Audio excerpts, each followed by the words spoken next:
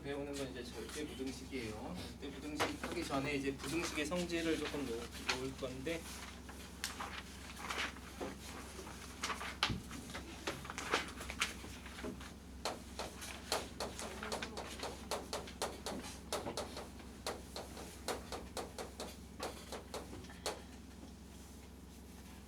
자, 부등식의 성질 중에서 이제 뭐 이런 거 있죠. a가 b보다 크면 a에다가 어떤 수를 더하거나 빼도 항상 더 크죠. 곱할 때는 이제 양수를 곱하느냐 음수를 곱하느냐 다르죠. 그래서 C가 양수면 그러면 A 곱하기 C, B 곱하기 C 이렇게 되겠죠. 그 다음에 나누어도 부등호 보호는 성립하죠. 이런 것들이 이제 존재해요. 이 대소, 이게 부등식을 이제 대소 비교라고 하는데, 누가 더 크냐죠? 누가 더 크냐? 대소 비교를 해요. 누가 더 대소를 비교한다? 누가 더 큰지 보는 거예요, 그죠? 대소 비교를 하는 방법 중에 이제 요즘 머릿속에 이건 정리해 두세요. 첫 번째는 어떻게 한다? 대소 비교가 나와서 누가 더 큰지를 물어봤어. 그럼 뭘 할 거예요, 여러분은? 그렇죠? 뺀다예요. 첫 번째 머릿속에 무조건 나오는 건 뺀다예요. 그래서 여기서 보면 알겠지만 A가 0보다 크면 A 빼기 0, B가 0보다 크면 양쪽에 B를 더해도 성질이 부등식이 성립하니까 A는 B보다 크다는 걸 알 수 있죠. 그래서 요거를 이용하는 거예요. A 빼기 B가 0보다 이때 기준이 되는 건 0이죠. 누가 더 커 물어보면 첫 번째로 딱 배우는 건 여러분이 어떻게 한다? 빼보자. 빼서 0보다 큰지를 확인하는 거예요. 그렇죠? 두 번째는 이제 빼려고 그랬더니 좀 좋지 않아요. 예를 들어서 무리수 같은 거 나올 때 이게 중3 때 처음으로 이제 대소 비교가 나오면 어떻게 하지? 라고 생각할 때가 있어요. 그럼 우리가 첫 번째 뺀다. 빼서 안 돼? 그러면 제곱해서 빼도 괜찮아. 뭐 여러분 안 볼 거죠? 보는 사람이 좀 힘들겠죠. 이게 뭐지? 제곱해서 뺀다. 근데 여기서 조건은 양수 조건이 들어가요. 그래서 여기서부터는 양수 조건이 들어가요. 여기까지는. 그래서 제곱해서 뺀다.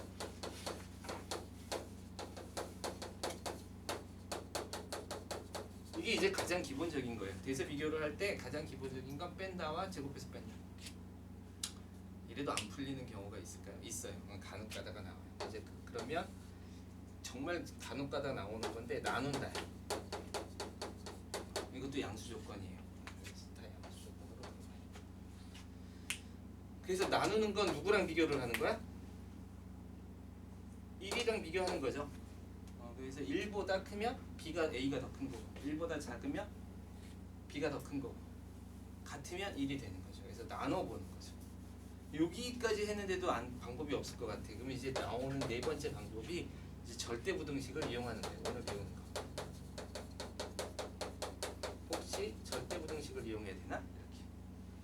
이렇게. 이게 이제 가장 대표적으로 많이 쓰이는 게 산술기하 평균이에요. 코시-슈바르츠 부등식도 나오는데 많이 나오진 않아요. 코시-슈바르츠 부등식은 원의 방정식 할 때 좀 쓰면 쓸만은 한데 대부분 그냥 원의 방정식에서 그냥 풀지 코시-슈바르츠 부등식으로 푸는 사람은 근데 잘 본 적이 없어요. 그러니까 그냥 이거만 쓰시면 돼요. 다섯 번째가 이제 제일 까다로운 문제예요. 이게 이제 앞으로 나가면서 제일 이제 핵심이 될 문제인데 함수를 이용하는 거예요. 그러니까 이제 그래프를 그리거나 해가지고 실제 크기가 어떻게 바뀌는지 이 부분이 제일 어렵죠. 그리고 이 부분이 이제 나중에 가면 제일 많이 나오는 파트가 될 거예요. 그래서 이제 여러분 머릿속에서 대수 비교는 어떻게 해? 그럼 뺀다, 제곱해서 뺀다, 나눠볼까? 이것도 안 돼? 그럼 혹시 산술기하 평균 쓰는 거 아니야? 뭐 이런 식의 생각을 하시면 돼요. 알겠죠? 자, 그럼 이런 식으로 그냥 좀 정리해 놓고 이제 함수를 이용하는 건 지수함수, 로그함수 뭐 이런 거 배우면 이제 나오기 시작하고 그 다음에 미분 배우면 이제 함수를 이용하는 대소비교법이 나오기 시작해요. 근데 거기서는 대소비교법이 아니라 최대 최소를 구하거나 뭐 함수의 그래프를 보는 거예요. 요거는 조금 이제 그래프를 볼 줄 알아야 되니까 조금 어려운 파트에 속해요. 어쨌든 이렇게 해서 이제 대수 비교를 하고 나면 절대부등식을 좀 정의해 봅시다.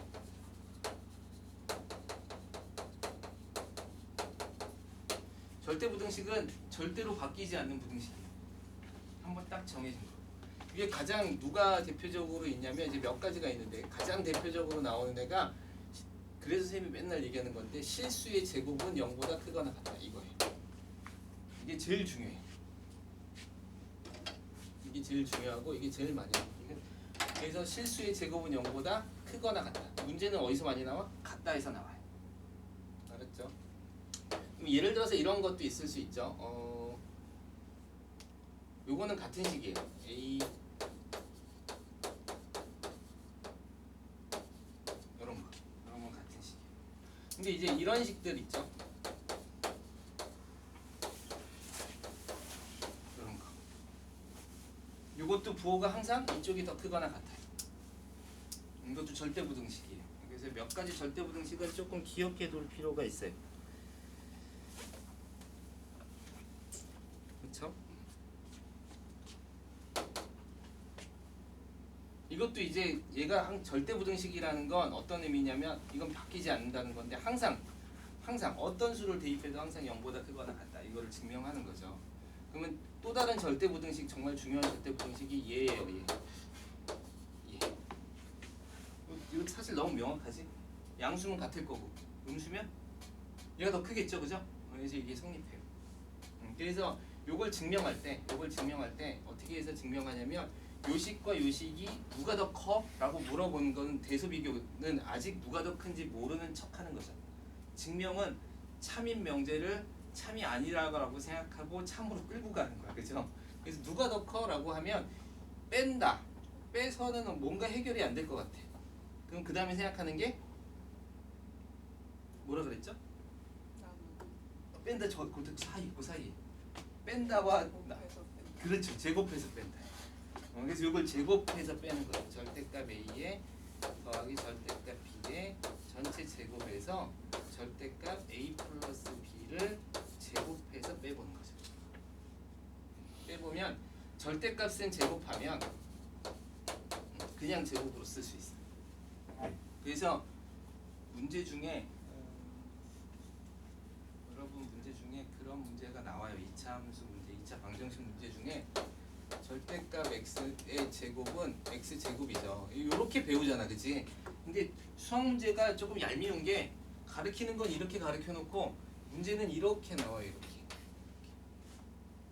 이거 갑자기 딴 데로 빠지는데 잠깐만 30초까지 더 걸릴 것 같은데 문제 중에 이런 문제 있어요. x 제곱 만약에 플러스 절대값 뭐 2x 뭐 이런 문제가 있다고 쳐보자. 뭐 이거의 근을 구하세요. 그러면 이제 양변에 양수일 때 음수일 때 이렇게 생각할 수 있거든. 근데 이건 이제 그냥 얘기할게요. 함수 중에서 x에다 절대값을 딱 취하면 어떻게 되냐면 이런 함수가 돼요. 이렇게 있으면 이게 이제 y는 fx라는 함수 있으면 x에다 절대값을 딱 택하면 양수일 때는 살아남아 x가. 그 다음 음수일 때는 얘를 그냥 가져가서 똑같이 복사돼요. 이렇게 복사가 돼요. 그래서 이렇게 그려지는 거거든. 여긴 사라지고. 이게 이제 절대값 x의 형태. 그래서 이 문제를 이렇게 풀 수도 있어요. x 제곱은 절대값 x의 제곱 플러스 이 절대값 x 마이너스 3 이렇게 풀 수 있죠.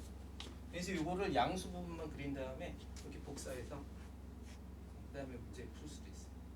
그래서 이런 식으로 풀이하는 것도 방법이에요. 그럴 때 쓰는 게 x 제곱이 절대값 x 제곱으로 그렇게 바꿔 쓰는 거죠. 수학 문제는 가르쳐 주는 건 이렇게 가르쳐 주놓고 가끔가다 문제는 이렇게 풀어야 잘 풀리는 문제들이 있어요. 그러니까 여러분이 왔다 갔다를 잘해야 돼요. 이게 뭐예요? 이게 필요 충분 조건이에요. 얘가 되면 얘는 얘가 되는 거죠. 그죠? 자, 그럼 어쨌든 간에 이렇게 쓸 수 있죠. 그래서 이거는 a 제곱 더하기 b 제곱 더하기 분의 절대값 AB. 요건 이렇게 된다 그랬으니까 빼기 그다음에 요거는 전체 그냥 제곱이죠. 절대값은 제곱하면 없어지잖아, 그지? 그래서 요거는 a 제곱 더하기 b 제곱 더하기 2ab가 돼요. 그래서 이 절대값 ab에서 2ab를 빼는 게 나와서 두 배로 묶어내면 절대값 ab 빼기 ab 이렇게 되는데 얘는 얘보다 항상 더 크거나 같다 그랬죠? 절대값이 붙은 건 안 붙은 것보다 항상 크거나 같아요. 따라서 얘는 항상 0보다 크거나 같죠. 따라서 얘가 0보다 크거나 같으니까 얘도 0보다 크거나 같아요. 이게 양수기 때문에 쓸 수 있는 거예요. 그래서 양수 조건이 반드시 들어가야 돼요. 그래서 절대부등식은 다 이게 가장 대표적으로 많이 쓰인다. 요것도 그냥 여기서 나온 거라고 보시면 돼요. 그래서 이런 것도 되게 중요하죠. x제곱 더하기 x 더하기 1. 인수분해 안 되죠. 물론 할 수는 있죠. 근해 공식 구해가지고 이렇게 해서 할 수 있죠. 이 0보다 클까? 안 커요? 커요? 이 최소값이 얼마일까요? 뭐 이렇게 구할 수 있죠. 마이너스 2분의 대비면 되겠죠. 근데 실제로 계산해 보면 이렇게 되는 거죠.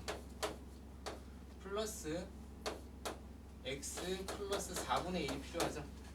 그 다음 더하기 4분의 3.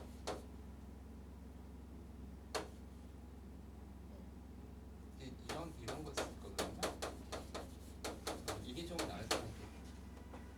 이게 좀 나을 것 같아요. 그러면 이거는 요게 2분의 1로 생각하면 여기 4분의 1이 필요하기 때문에 x 더하기 2분의 y의 제곱 더하기 4분의 3 y 제곱이 있어요. 제곱을 하면 0보다 항상 어때? 커요. 크거나 같죠. 얘도 0보다 크거나 같죠. 그러니까 얘는 항상 0보다 크거나 같아요. 그래서 이 식을 딱 쓰는 순간 얘는 항상 0보다 크거나. 이것도 절대부등식이에요. 알겠죠? 그래서 어떤 식이 절대부등식이 들어가느냐는 항상 완전 제곱식으로 평가한다. 이 식이 가장 중요합니다. 이렇게 생각하시면 돼요. 그게 이제 앞에 나오는 이야기예요. 자, 절대부등식은 이렇게 끝나고 나면 이제 몇 가지 절대부등식을 쭉 풀어 나가시면 돼요. 그리고 뭐 어려운 건 없어요. 여기까지 다 지우세요. 이제 산술평균 기억.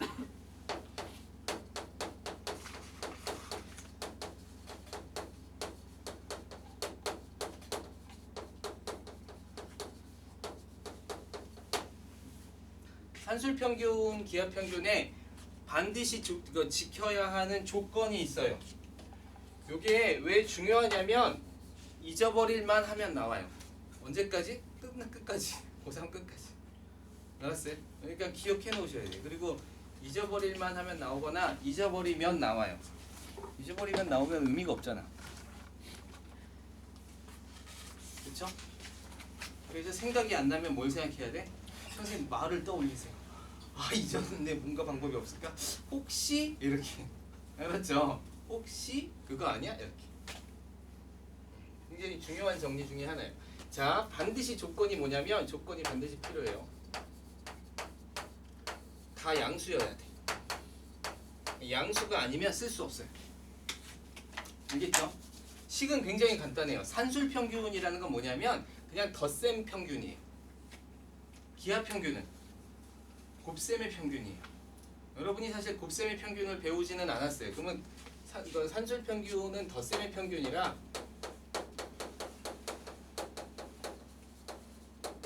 덧셈의 평균이라 그냥 평균을 내시면 돼요.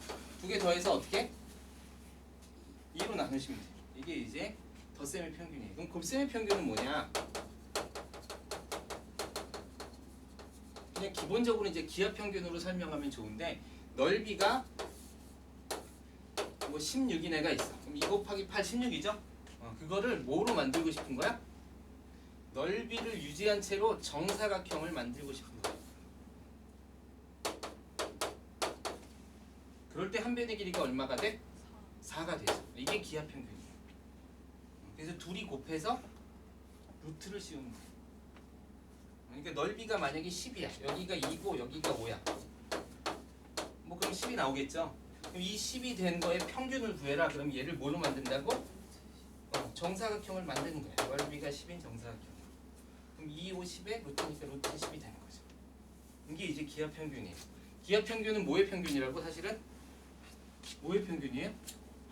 곱셈의 평균이에요. 예전에 이제 요즘에는 이제 그런 게 별로 중요하진 않는데 이건 그냥 쓸데없는 얘기긴 해요.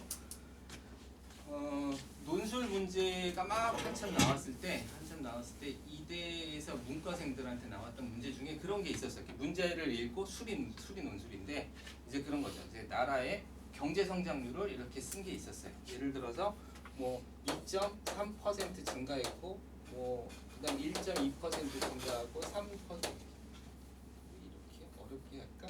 3% 마이너스 2% 이렇게 증가했어요. 뭐 5% 증가했다고 합시다. 그럼 이제 이게 매년 일어나는 경제 성장률이에요. 이렇게. 그 다음에 뭐 어쩌고 저쩌고 해서 기자가 쓴 글을 가지고 와서 진짜 기자가 쓴 건 아닐 거예요. 그러면 아마 얘기가 나왔을 테니까.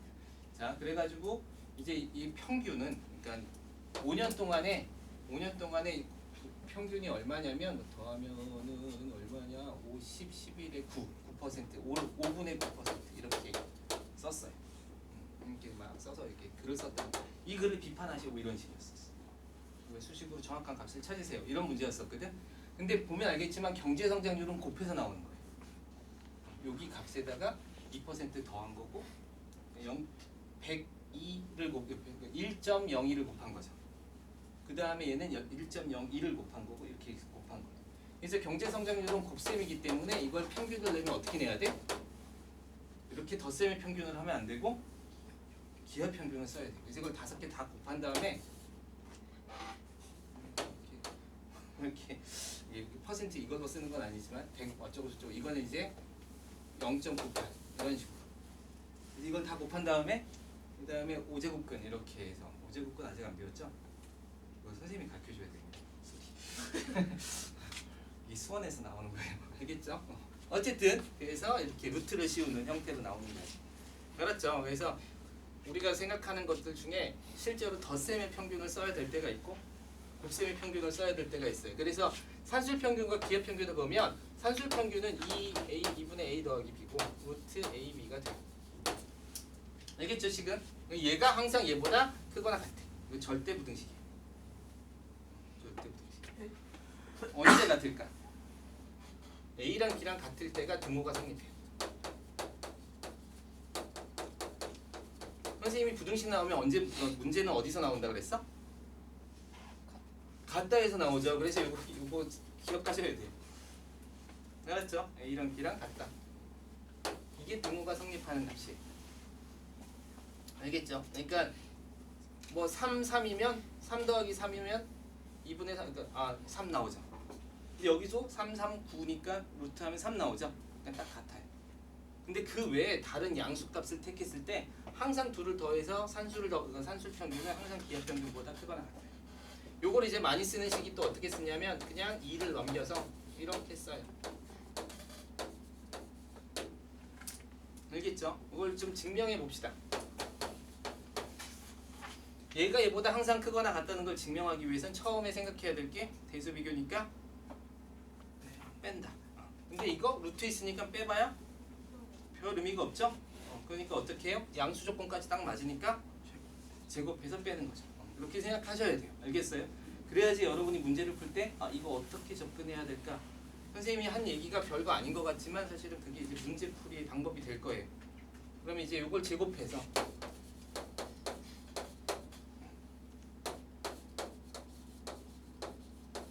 빼봅시다.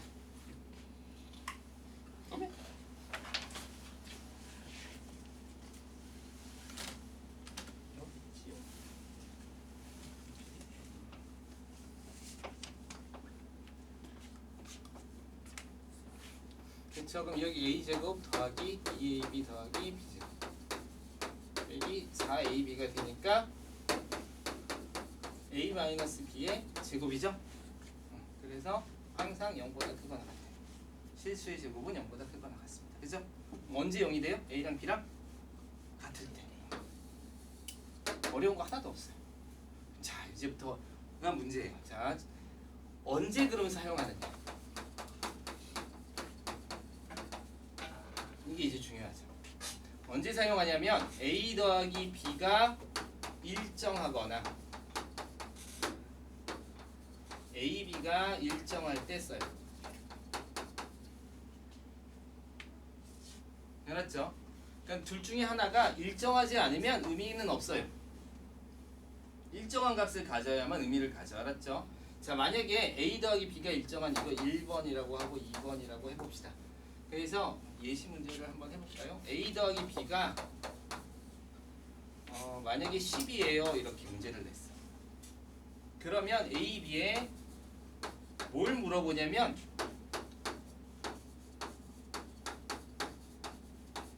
최대값을 물어봐요. 그리고 얘는 뭘 물어보냐면 A 더하기 B의 최소값을 물어보게 돼 있어요. 알겠죠? 그래서 이렇게 딱 주어지는 거. 이게 이제 예시 문제 1번이에요. 선생님이 예시 문제 한 4개 설명을 해줄 건데 4개를 기억하세요.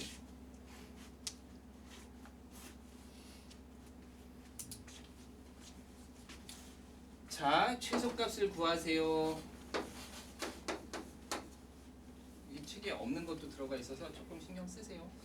그럼 그냥 식을 쓰시면 돼요. 2분의 A 더하기 B는 처음에는 한번 써보면 되죠. 루트 AB 또는 뭐 여기다가 집어넣으면 돼요. 여기다 찾아주세요. 그럼 자, A 더하기 B가 최소값이 정해져 있으니까 그러니까 그런 문제들 있잖아. 끈의 길이가 뭐 이럴 때 끈의 길이가 얼마로 일정할 때 그걸로 만들 수 있는 사각형 넓이의 최대값을 구하라. 이런 문제 낼 수 있죠. 그죠?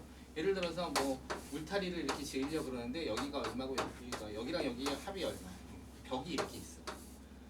쇠는 얼마가 있어? 뭐 울타리의 길이의 합이 10이야. 일단은 길이가 10이야. 이걸로 여기다가 이렇게 펜스를 만들려고 그래. 그럴 때 이 사각형의 넓이가 얼마가 최소가 될까? 이런 걸 한번 구하라는 거죠. 그죠? 이럴 때 이제 쓰는 거죠. 그럼 여기가 10이 들어가니까 5가 돼서 5는 AB. 따라서 AB는 25. 최대값은 얼마예요? 25일 때죠.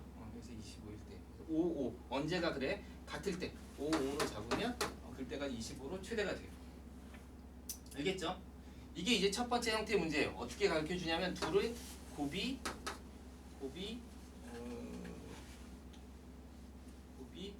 일정한 거를 알려줄 때. 갑자기 머리에 헷갈려지기 시작했어. 그쵸? 자, 그러면 이제 그 다음 문제, 두 번째 형태의 문제는 뭐냐면 곱이 일정한 거를 안 가르쳐줘요. 합이 일정한 것도 안 가르쳐주고. 뭐 곱이 문제가 나오는 경우도 있어요. A, B가 10일 때 이렇게 해서 문제를 낼 수도 있겠죠? 그럼 여기다 10 집어넣고 이렇게 푸시면 돼요. 그러면 A 더하기 B는 2루트 10보다는 항상 크거나 같으니까 최소값이 2루트 10이 되는 거죠. 그죠? 간단한 문제예요. 근데 이제 두 번째 형태의 문제가 뭐냐면 이런 식으로 나오는 거예요. 2A 더하기 B 더하기 3B분의 A에 물론 A, B는 다 양수예요. 양수 조건은 무조건 맞췄다고 합시다.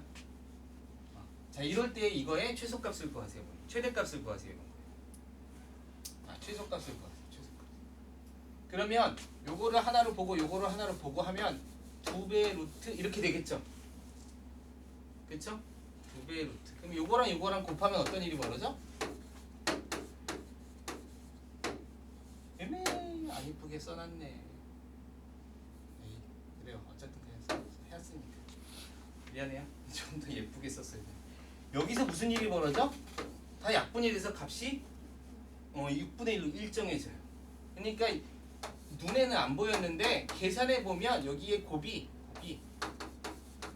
일정하게 되는 문제예요. 알았죠? 이게 이제 두 번째 형태의 문제예요. 알았죠? 세 번째 형태의 문제가 있어요.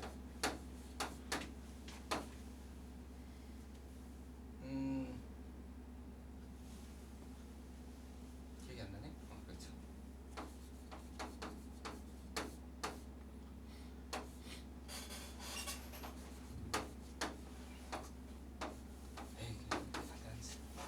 자, 이거의 뭐 최대값, 최소값 뭐 이런 거 물어보는 거죠. 이거의 최대값, 이게 사실 최소값 문제예요. 근데 봐봐, 요거의 최소값을 구하라 이렇게 물어봤어요. 이거 어떻게 구할까? 이게 아무래도 곱이니까 합으로 생각해서 뭐 이렇게 해볼까 뭐 이런 생각은 들 수 있잖아요. 근데 그렇게 해서도 잘 안 풀려요. 알았죠? 요건 어떻게 해야 되냐면 전개를 하는 거예요. 자, 그럼 요렇게 곱하면 얼마? 2죠, 2. 요거 먼저 합시다. 요렇게 곱하면 2가 나오죠. 그 다음에 요렇게 곱하면 처음부터 A 더 B분의 A가 나와요. 맞죠? 요렇게 곱하면 A분의 4B가 나오죠? 요 문제가 바로 요 문제예요. 그쵸? 곱이 일정한 문제. 그래서 이런 건 전개해야 돼요. 그럼 보자. 그럼 여기 4 더하기 B분의 A 더하기 A분의 4B인데 요걸 없는 셈 치세요.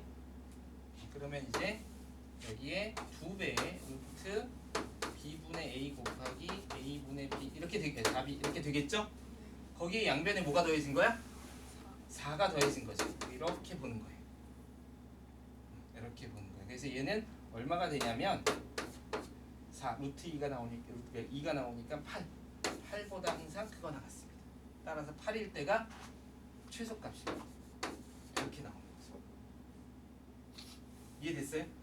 간혹 가다가 이제 여러분 나와 있는 문제처럼 이런 경우도 있어요. x가 1보다 클 때 x-1하고 더하기 x-1분의 4 뭐 이런 거. 양수 조건이라 그랬으니까 x는 양수가 x는 x-1은 0보다 크거나 같죠? 이럴 수도 있어요. 마이너스 1보다 클 때 이렇게. 그럼 x는 지금 마이너스 1보다 크니까 양수 조건에 맞아 안 맞아? 안 맞죠? 그런데 x 플러스 1은 양수 조건에 맞죠? 맞는다 그랬어요? 괜찮아요. 하면 되죠. 자, 요거랑 요거는 x는 마이너스 1보다 크니까 양수 조건에 안 맞아요. 그죠? 왜냐면 마이너스 1부터 0까지가 음수가 들어가잖아. 조금이라도 들어가면 안 돼요. 알겠죠?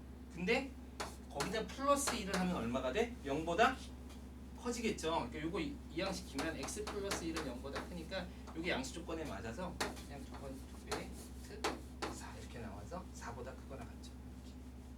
이렇게. 알겠죠? 이런 문제. 자, 네 번째 형태가 제일 까다로워요. 그러니까 지금 다시 말해서 일정한 값이 있어야지만 산술기하 평균을 쓸 수 있습니다. 그리고 뭘 물어보냐면 최대 최소를 물어봐요. 그러니까 최대 최소를 물어보는데 뭔가가 조금 안 풀려. 어려워. 그런데 양수야. 일정하네? 이런 거 있죠. 그러면 산술기하 평균을 떠올려야 돼요. 이게 여러 번 떠올리면 그 다음부터 잊어버리지는 않아요. 자, 네 번째 형태가 조금 제일 까다로운 문제인데 요거는 책에 잘 안 나오는 문제가 책에 가끔 나오는 문제예요. 예를 들어서 A 더하기 B가 1일 때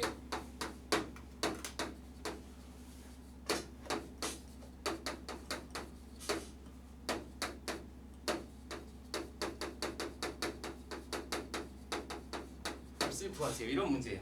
자, 보자. 선생님이 지금 4개의 예시를 줬는데 이 4개의 예시를 이렇게 준 이유가 다 연결되기 때문에 그래. 알았어요? 처음에는 뭐야? 일정한 값을 그냥 주는 문제. 이거는 별로 어렵지 않아요. 알겠어요? 두 번째, 일정한 값을 찾는 문제. 눈에 보이죠? 곱이 일정하다고. 세 번째, 잘 안 보이는데 전개하면 보이는 문제. 알았죠? 이게 이제 세 번째 문제. 네 번째 문제는 일정한 값을 줬는데 뭔가가 이상한 형태예요. A, B를 구하는 것도 아니고 A 플러스 A분의 1, B분의 1이에요. 그럼 이제 이걸 통분해서 막 생각하기도 하고 막 그러거든요. 근데 이 문제는 이렇게 풀어요. A분의 1과 B분의 1이 있는데 선생님 이 문제를 사실은 되게 좋아하는 문제 중에 하나인데 여기 얼마가 곱했냐면 1이 곱해졌다고 볼 수 있죠? 그리고 1은 A 더하기 B예요. 그래서 이걸 A 더하기 B로 바꿨어요. 이렇게.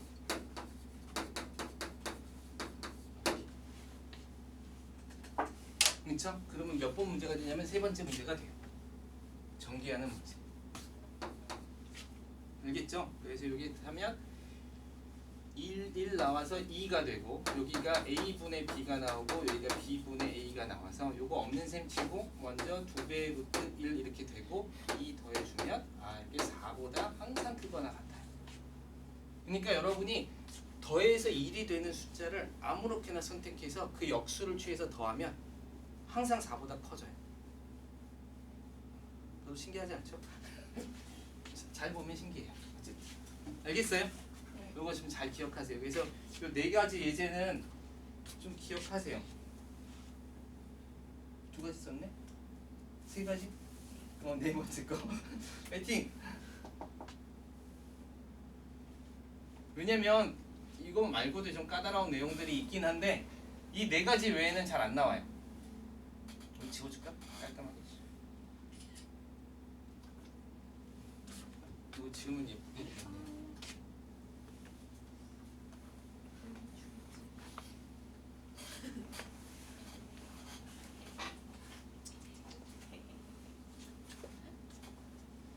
그쵸?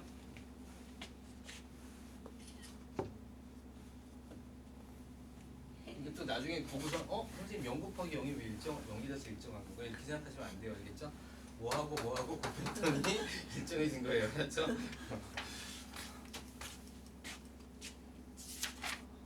자, 일단은 그렇게 푸세요. 이게 생각보다 굉장히 많은 곳에서 풀리고 있고 되게 재밌는 이렇게 현상들을 주기 때문에 조금 기억해 놓을 필요가 있어요. 한술 기억하는 게. 그래서 선생님이 중요하다고 생각해서 그냥 열심히 설명을 했고요.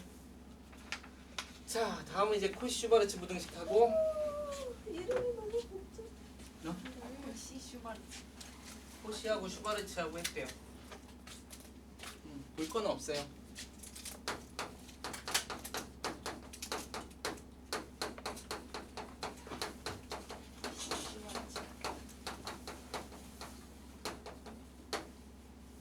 자, 여기가 a 제곱 더하기 b 제곱이 있고요. 여기는 x 제곱. 여기 원의 방정식 같은 애가 있어. 물론 이제 꼭 원의 방정식일 필요는 없어요. 알겠어요? 형태가 그렇다는 거야. 기본 형태를 이렇게 썼는데 여기가 뭐 4x 제곱 뭐 이런 식으로 해도 되는데 일반적으로는 이렇게 하나씩. 얘는 항상 크거나 같대요. 뭐냐면 여기 다 제곱돼 있잖아, 그지?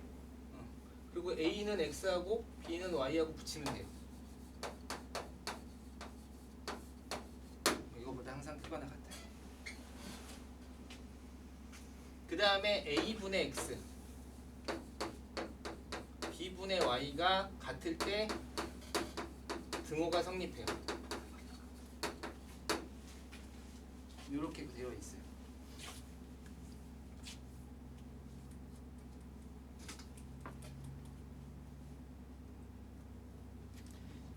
예시를 좀 들어줄게요.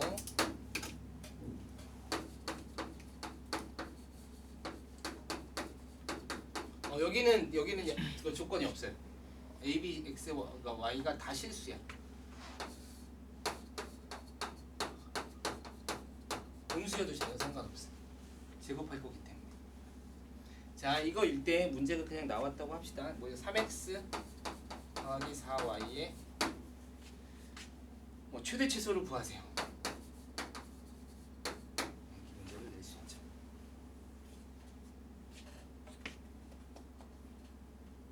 진짜?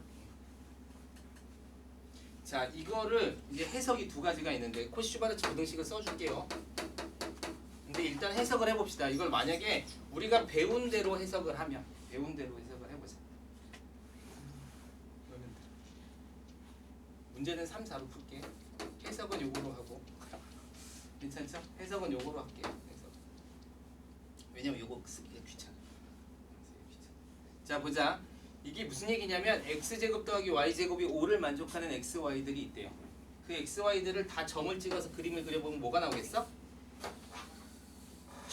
안 예쁘다.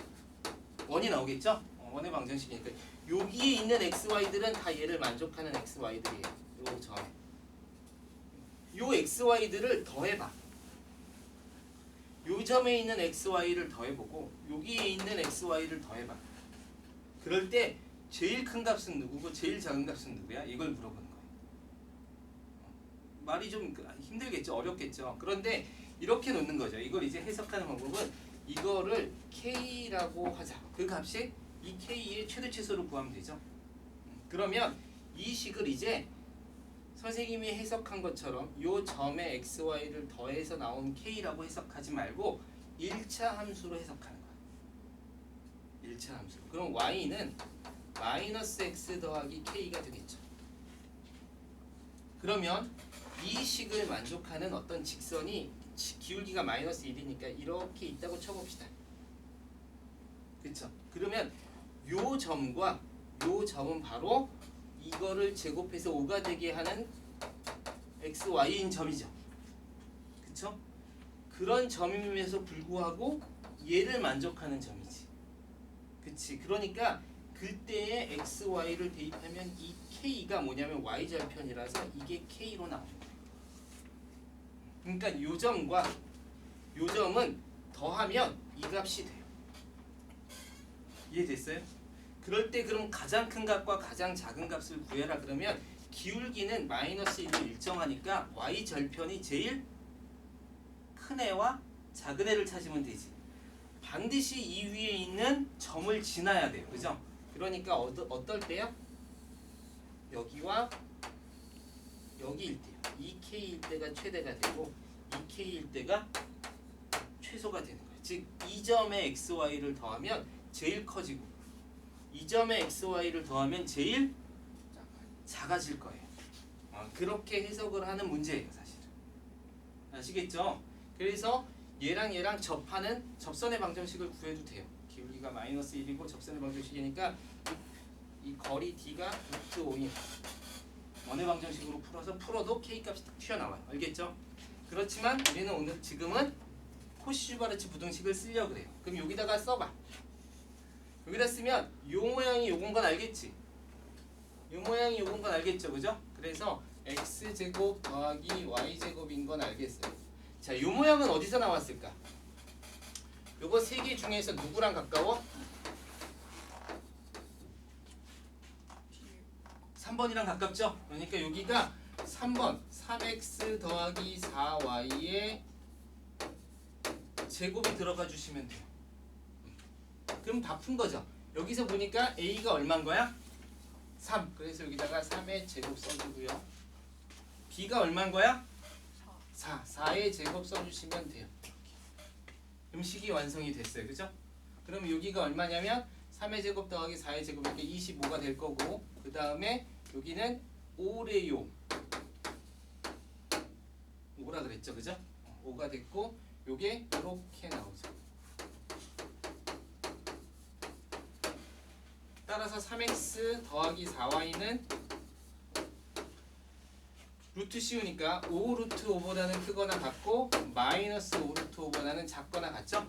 그래서 요거 풀면 여기가 5 루트 5 나오고 여기가 마이너스 5 루트 5 나와요. 이렇게 나와요. 아시겠어요? 그래서 그냥 요거는 요 모양 풀이하라는 모양을 잘 보고 그쵸? 1차 함수 여기 나오는 식이 만약에 x 더하기 y면 a가 1이고 b가 1인데 이거는 처음에 설명을 하면 헷갈릴 것 같아서 선생님이 3x 4y로 골랐어요. 알았죠? 그래서 이 모양을 여기다 집어넣고 짜 맞추시면 돼요. 코시-슈바르츠 부등식은 이 형태만 잘 기억해 놓으세요. 증명도 그렇게 필요 없어요. 이거는 증명해서 이거 전개해서 이거 빼면 돼요. 빼보면 완전 제곱식이 나와. 절대 부등식의 증명은 뭐로 나온다? 결국은 절대 부등식의 증명은 결국은 이런 걸로 나와요. 알았죠? 결국은 이걸로 나와야 돼요. 그러니까 이게 제일 중요한 식이에요. 별로 어려운 건 없어요. 자, 여기까지 질문. 그럼 중단화 점검 문제 114페이지까지가 숙제고요. 시간도 남았는데 함수를 할까요? 왜요? 함수 쉬워요. 이 뭐예요? 그림이 이상한데? 그림 그러니까 우리가 처음에 함수를 기본이에요. 함수는 그러니까 이제 잠깐만 이건 그냥 다음 시간에 할게요. 숙제는 거기까지 어차피 숙제 증거가 나가든 안 나가든 숙제는 거기까지. 아니요, 뭐 어차피 시간 몇 분 남았잖아요. 우리 쉬는 시간도 주고 쉬는 시간에 안 쉬고 수업 시간에 쉬어놓고서 빨리 그것만 보세요. 괜찮죠? 5분만. 5분? 또 거짓말 칠 것 같아. 5분 좀 넘어가도록 이해해서 하세요. 알겠죠? 이렇게 까먹었어. 뭐 얘기하려고 그랬지. 예. 등호의 사용법이라고 선생님이 얘기해 줬나요? 등호는 첫 번째 항등식의 의미를 가져요. 알겠어요? 이 등호는 똑같은 등호 같지만 사실은 항등식이 될 때는 알려줘요. 여러분 배우죠? x에 대한 항등식입니다. 그다음 나머지 4개 이미 x에 대한 성립합니다 이렇게 나오거든요. 항등식이구나. 두 번째 언제 쓰여요? 방정식에서 쓰여요. 방정식의 등호는 무슨 뜻이야? 같다면이라는 뜻을 가지고 있어요. 그렇게 이해하면 좀 나아요.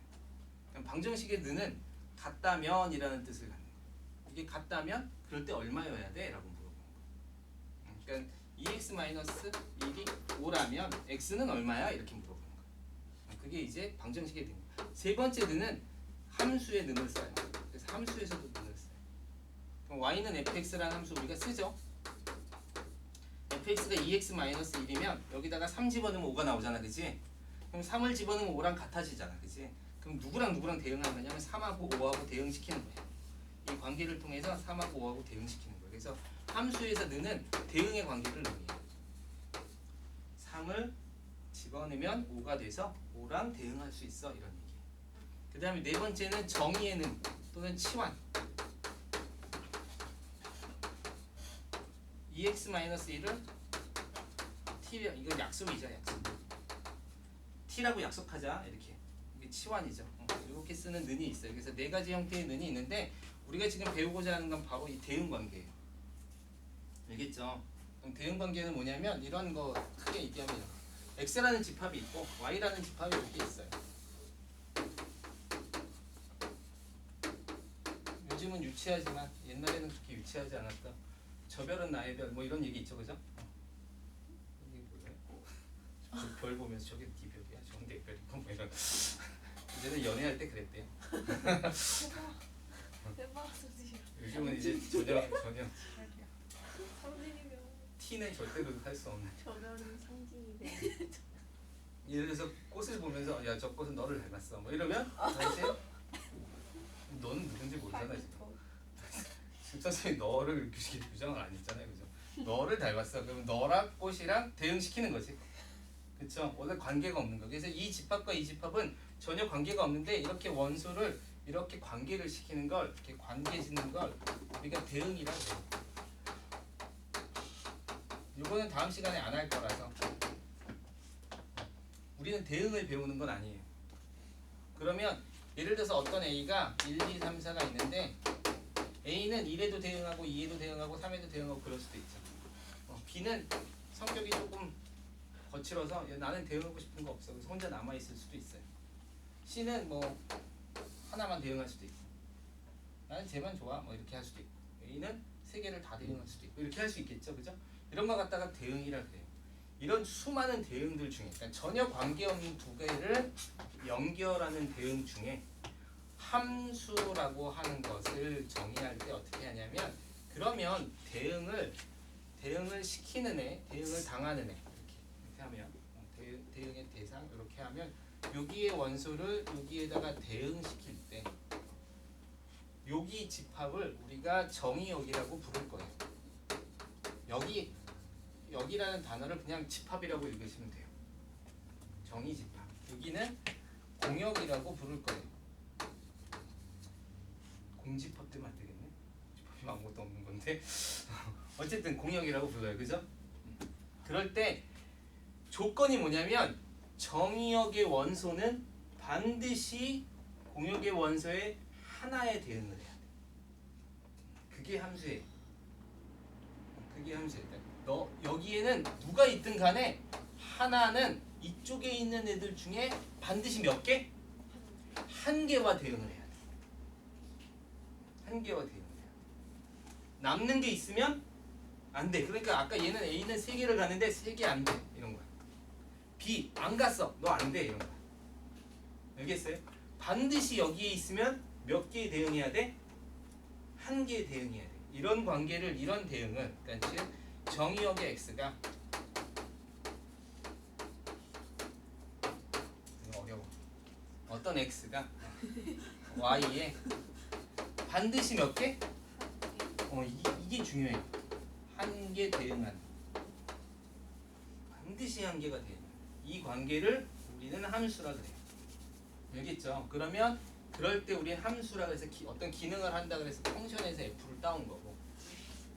그래서 오늘 이제 배우는 함수의 기본을 다 배우는 거예요. 그리고 함수는 뭐 이런 거 잘 안 그려지네. 뭐 이런 거 배운 적 있죠? 초등학교 때 안 배워요? 초등학교 때 배워요? 초등학교 때 배워요? 초등학교 때 배웠죠. 이렇게 나오잖아, 아, 그지? 이게 함수 아, 통 이렇게 하잖아.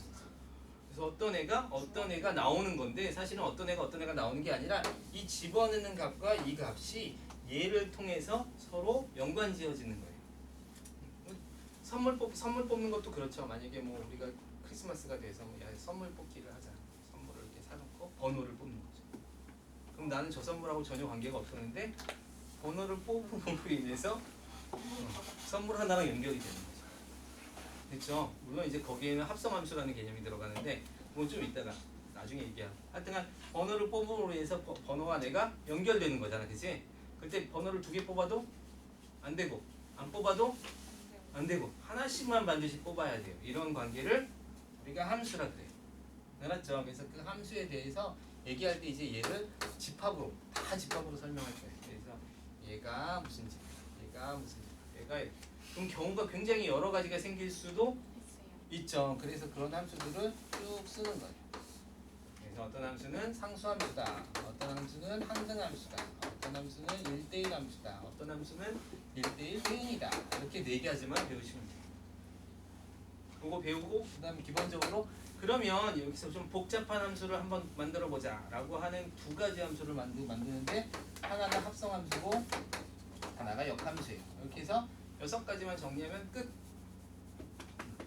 이제 함수가 있어요. 근데 요게 생각보다 조금